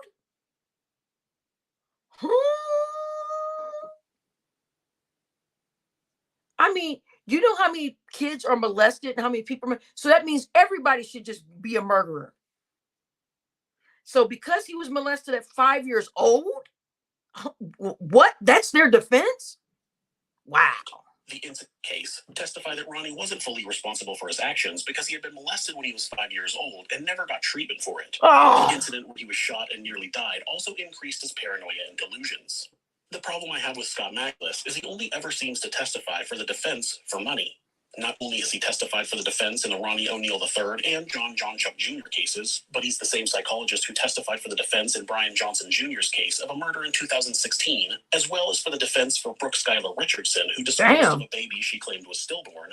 He testified for the defense for Gaddafi Kareem Mullins, who pleaded guilty to murdering 3 people in 2008. He testified for the defense of Joseph Anthony Vasquez for the 2000. So he's just getting everybody the death penalty off for everybody. God damn. So this guy's the reason why these mugs are still living. Damn. 17 sexual battery on a victim less than 12 years old. What? And there was Kevin Lee Coleman for 2 counts of first-degree murder in 2016. As a matter of fact, I can't find any examples of him testifying for the prosecution. I find it suspicious that these kind of expert witnesses always only testify for one side. This guy seems to always testify for the defense that the defendant is not fully responsible for their actions in some way. Seems fishy. Well, Yeah. maybe it worked. And guess what? And one day he's going to stand before the Lord and have to explain to the Lord why he helped all these criminals get off the death penalty. Or maybe Ronnie's crazy defense worked. Either way, the jury was not able to come to a unanimous decision to sentence him to death. So they recommended life for each count. Judge Sisko said this during his sentencing. Little Ron India, she couldn't scream, she couldn't run away, and she witnessed what you did to her mother by shooting her mother in the arm with the gunshot. Jesus. She knew. And the horror that child suffered. And she already had a life where she was born with challenges regarding her physical and her mental disabilities. But the pain and suffering that she suffered that night at your hands, unspeakable, absolutely unspeakable. And at the moment, that first time you struck her with that hatchet, and little Ronnie testified that all he could see was tears coming out of his sister's face. At that moment, that child knew she was being betrayed in the cruelest, most tragic and sorrowful way that a child could ever be betrayed. She was being betrayed by her parent, the one person that should be there to protect their children and love them and keep them from harm. And that's what the last thing that child felt before she passed on from this earth was your utter, cruel betrayal to her. Ronnie Oneal III was sentenced to 3 life sentences without the possibility of parole, plus 90 years, all to be served consecutively. Ronnie's defense filed a motion for a new trial based on their claim that Ronnie was denied his right to testify. The motion was denied because he absolutely was not denied that right. He had the opportunity to testify on his own behalf, and he chose not to. Not only that, but because he chose to act as his own counsel. Only in America. Only in America. Only in America. Only in America.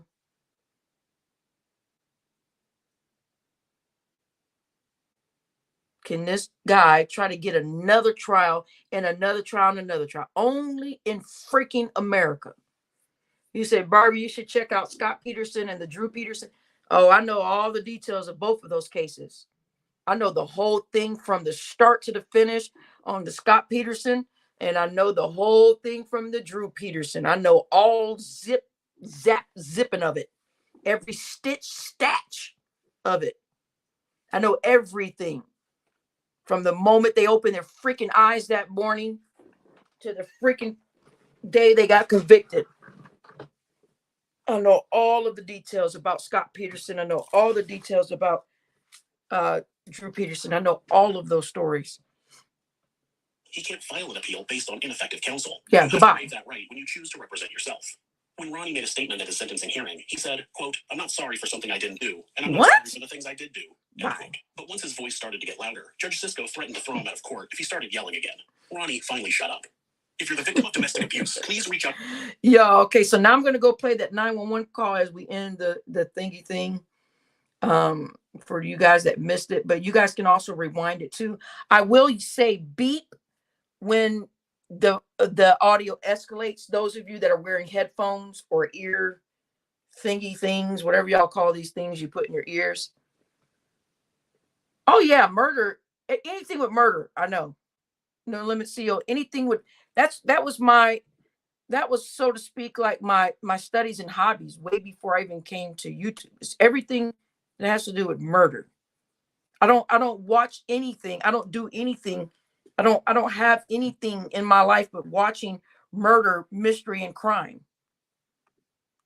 Yeah, I don't do any. I don't watch TV like normal people do. I don't watch little shows and cute little things. I watch reality. I watch what's really going on in this world and who these evil people are and what they've done. I like to get into the mind of these people and try to find out what in the hell went wrong. Right. The man seated in the top left corner is 29-year-old Ronnie Oneal. On March 18th. Okay, so those of you that missed it, here is the wife calling in after she's been shot, she tried to survive, but unfortunately she did not. Yeah. Snap. Yeah, I watched all of those. Yeah, all of those. Oh, no, no. See, that's the complete opposite. No Limit CEO. You say I'm gonna stay put in Arizona, not going to Georgia. That's the complete opposite. See, someone like me that knows all the precautions and knows all the crazy stuff, I would never kill anyone. I would never put myself in a position where I end up in jail for the rest of my life or on death. I would never hurt a soul. No, I'm part of the good guys. No. Home. This was the first of many calls. Okay, here's the phone call, y'all. Hello, 911. What is your emergency? Yes, my neighbor is being up his girlfriend next door. Oh, wait a minute. So this is the neighbor calling first, y'all. That there's a neighbor next door calling, saying she's hearing screaming and yelling. So the neighbor calls first. What's going on there? I don't know. I heard the neighbor yelling, help me. Help me. What's going on here? I don't know. I think he's beating her. Next door. We just heard some noise. Okay. As the neighbor was just finishing her call with 911, another call came in. This time, it was from Ronnie's girlfriend, Kenyatta. Okay, here it comes. Okay, y'all, this is the wife. I'm sorry, help me. I'm shot. What's the address of the emergency, ma'am? Remember, I'm going to say beep, and you might want to turn it down a little bit because this is where she is being hit and stuff. What's the address of your emergency? Help me, please. What's your address? Help me, please.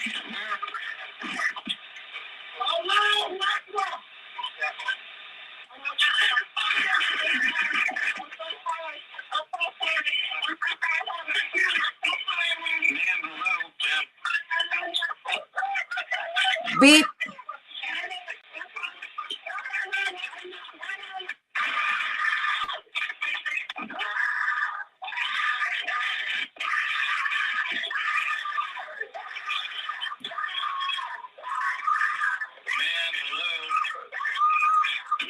Hello.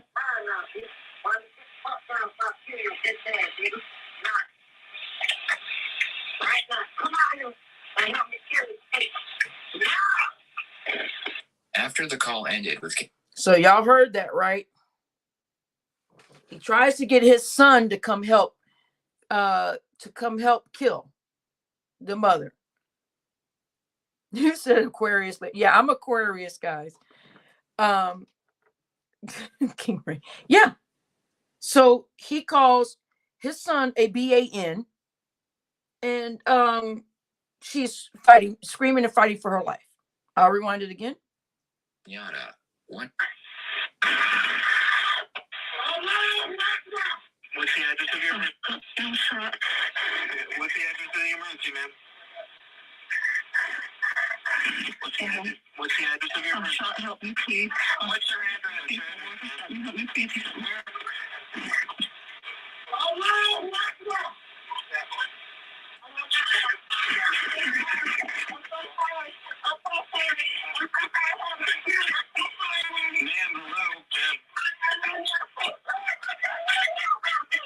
Beep.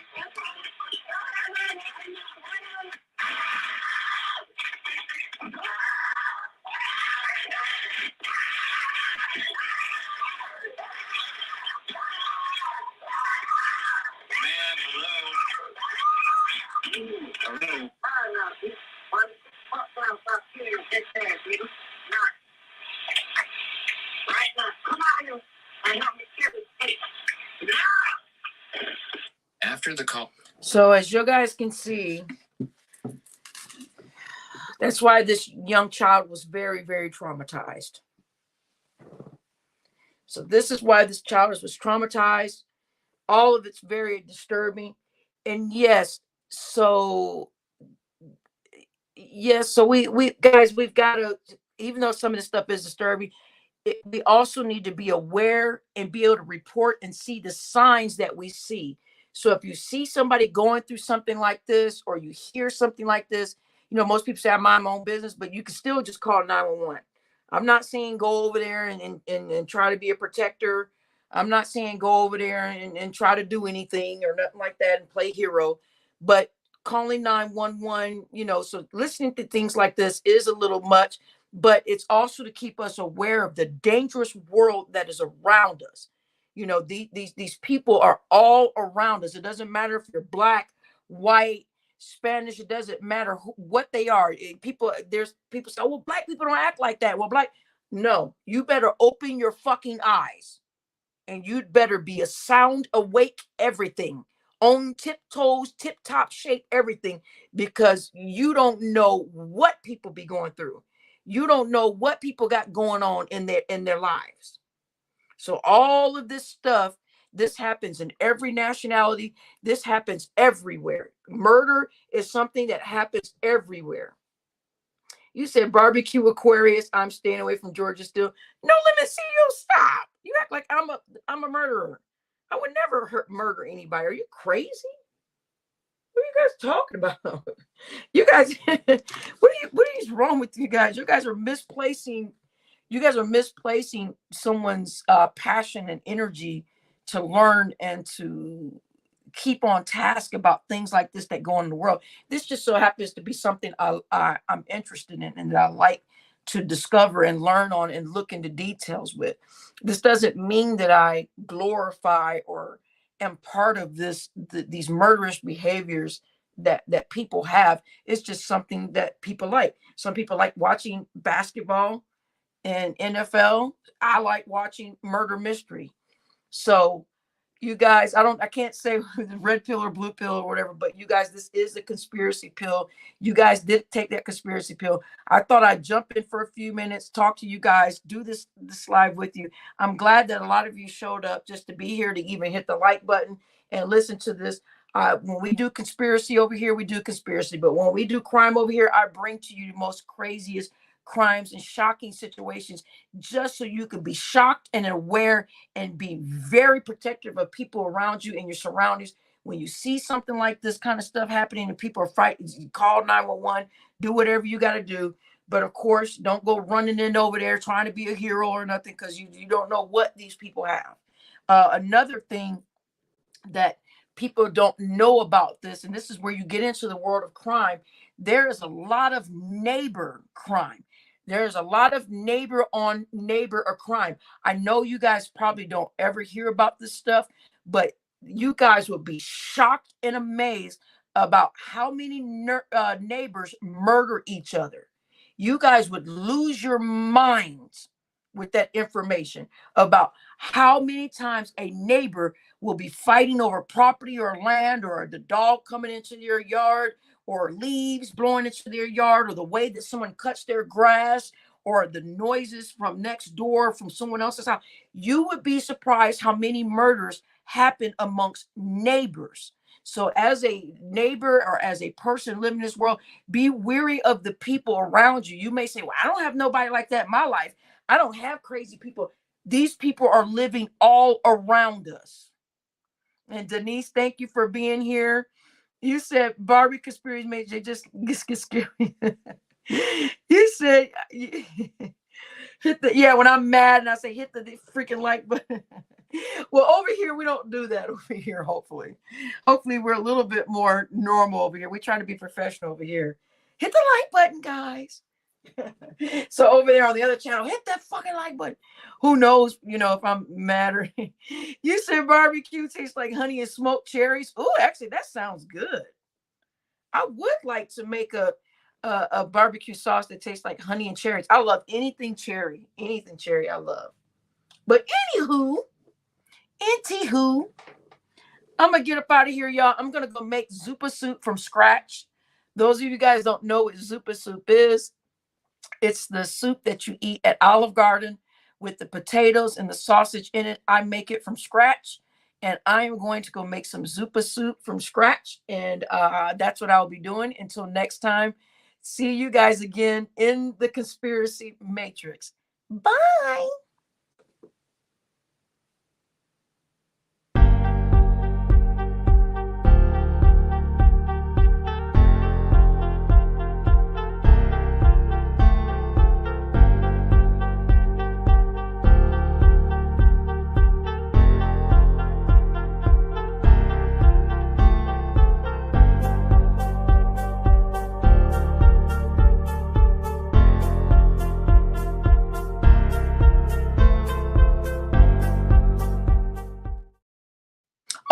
those of you that are still here listening, if you guys want to keep the crime wave going, I have 2 other crime videos you guys can listen to. A man said that he heard lyrics from Eminem and that some type of demon told him to kill his family. We've got that one. And then we have another crime on there. If you were kind of going to get back to conspiracies and find out what we've been doing with conspiracies, go listen to conspiracies. We do that too. So those of you that are still just lingering around, want something to do, boom, go over there to my other videos, hit the live feed, and there you go.